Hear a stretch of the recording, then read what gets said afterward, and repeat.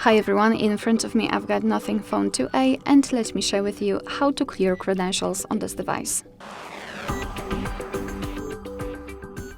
So let's start with opening the settings, and here in this general list we have to scroll in order to find security and privacy. Then let's scroll down again to find more security and privacy. Scroll down again to localize encryption credentials, and tap on the Clear Credentials option, which is almost at the very bottom of the list. So let's tap on it and confirm it with OK. And as you can see, not only we've got this information, but also this option is inactive, which means that we just successfully removed all certificates. Alright, so that will be all. Thank you so much for watching. I hope that this video was helpful, and if it was, please hit the subscribe button and leave the thumbs up.